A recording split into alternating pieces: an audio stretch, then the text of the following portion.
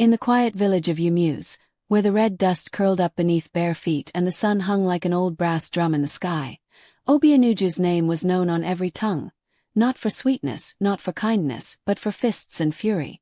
She was a beautiful girl, round-cheeked and caramel-skinned. Her eyes always sharp like a cat's, her arms thick with strength from pounding yam and fetching firewood. Mothers would look at her and sigh. Fine girl, but too stubborn.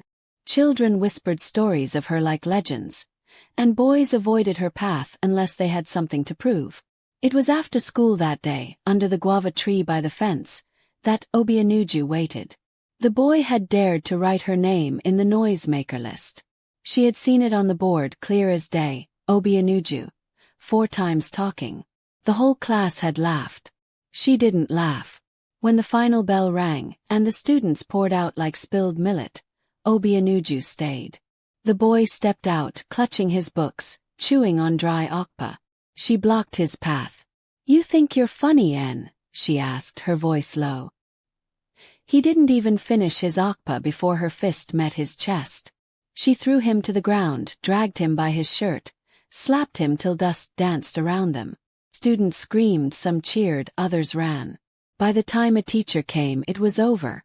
The boy limped home, shame clinging to his legs. The next day, the boy's mother came, wrapper tied high on her chest, arms swinging with anger. She found Obianuju's mother near the cooking fire. "Talk to your daughter," she shouted.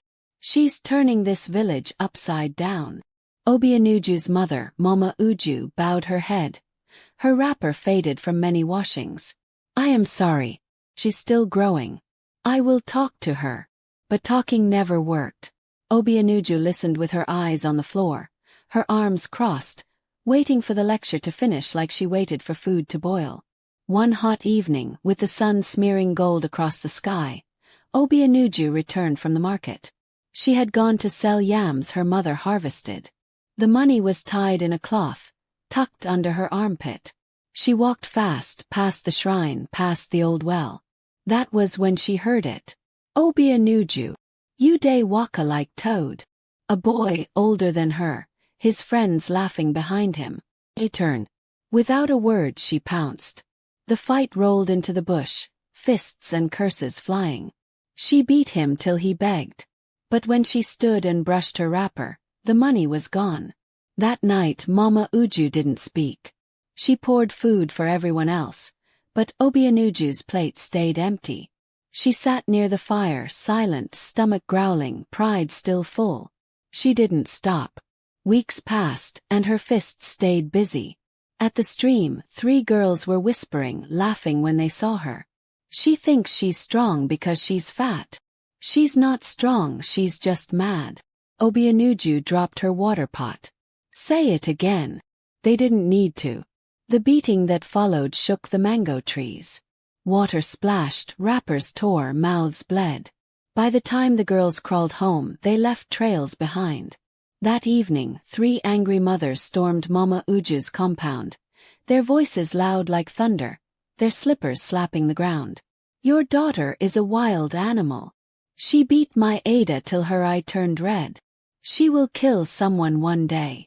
Mama Uju knelt, tears in her eyes, her hands raised in begging. "I'm sorry. Please. I will talk to her again." Obianuju stood behind the door, arms folded, face blank. No one's words could enter her. Until one afternoon, when the sky was heavy with heat, and the mangoes were ripe and falling like stones. The girls she had beaten at the stream whispered among themselves. They boiled water. They crushed dry pepper. They waited. They knew her path. The corner by the big udala tree. They waited. They knew Obianuju would surely pass that route to the market. It was a narrow path, lined with overgrown bushes and flanked by broken fences. The girls waited in silence, crouched behind a collapsed wall. They held the steaming pot filled with hot water and grinded pepper. Their breaths were shallow. They didn't speak much. Just one sentence passed between them. "She's coming." And sure enough, Obianuju's footsteps echoed. Her woven basket bounced gently against her hips. She was alone, humming as she made her way to sell yams. And splash. The boiling water and pepper hit her skin with a wicked hiss. Oh! Obianuju screamed, dropping her basket. Her arms flailed. Her body writhed. Her voice pierced the air like a knife. She shouted, cried, but the girls had already vanished into the bushes. Later that day, Obianuju lay on a mat, her body swollen with blisters. She cried bitterly as her mother rubbed a cooling salve on her skin. Her mother's eyes were red from weeping too. "Stop fighting, my daughter," her mother whispered. "It's enough. You are not a wild animal." But Obianuju didn't listen. Weeks passed. Her wounds healed, but her heart did not. In fact, she grew harder, angrier. Now she even fought adults, anyone who crossed her. One hot afternoon, Obianuju went to the market to sell her yams. She picked her usual spot under the big mango tree, where customers always came in plenty. But to her surprise, a quiet boy was already there. He hissed, "You're in my position. Leave before I make you leave." The boy, thin and caramel-skinned, with a soft face and no sign of trouble, stood up quietly. "I'll move," he said, dragging his basket to the next space. He didn't want walla. But something happened. The customers, every single one, walked past Obianuju and bought from him. Laughter echoed around his corner. His yam sold fast. Hers sat untouched. Jealousy burned in her chest like fire. She stood, walked over to him and shouted, "Leave here now. I said leave." The boy looked up, eyes confused. "But this is not your place again. You asked me to move and I did." She struck him across the face and pushed him hard. His yams scattered and some broke. The boy sat on the ground and began to cry. He ran home and told his mother. That evening, a short, broad-shouldered woman with strong eyes and a wrapper tied around her waist stormed into Obianuju's compound. "Where is that girl? She beat my son and broke his yam. What sort of child is this?" Obianuju's mother came out and immediately began to beg. "Please forgive her. She's just hot-tempered. I will pay for the yam." But Obianuju walked out and sneered. "Tell her to keep her crybaby son in the house next time, or I will beat him again." "Obianuju," her mother warned. The woman's eyes widened. She pointed a shaking finger. "I will deal with you. You will regret this." A few nights later, the woman lit a single candle in her hut. She pulled out a tiny black pot from under her bamboo bed. She whispered Obianuju's name, mixed crushed herbs and ashes into the pot, and began to chant softly. That night, Obianuju was eating yam with her mother when suddenly, whack! She screamed and dropped her spoon. "Somebody knocked me. Somebody knocked my head." Her mother rushed to her. "Who? Where?" She looked around. No one was there. "Sorry, maybe it's headache," the mother said gently. "Take medicine and go and rest." Obianuju nodded slowly. She took her medicine and lay on her mat. But by morning, she couldn't see. She sat up in panic. "My eyes! Mama, I can't see. I can't see again." Her mother ran in, crying out in fear. "What is happening to you, my child?" She boiled herbs. She bathed Obianuju in sacred leaves. Obianuju slept. But when she woke again, her eyes had returned. Only now, she began to hear voices. Worse, she saw things. That afternoon, her mother entered the room and suddenly her face twisted before Obianuju's eyes. Her soft mother's face turned into that of a wild madwoman. Her hair tangled, her eyes sunken, her teeth yellow and cracked. Obianuju screamed, "Don't touch me! Mad woman! Mad woman!" Her mother jumped back. "What are you saying? It's me. There's no mad woman here."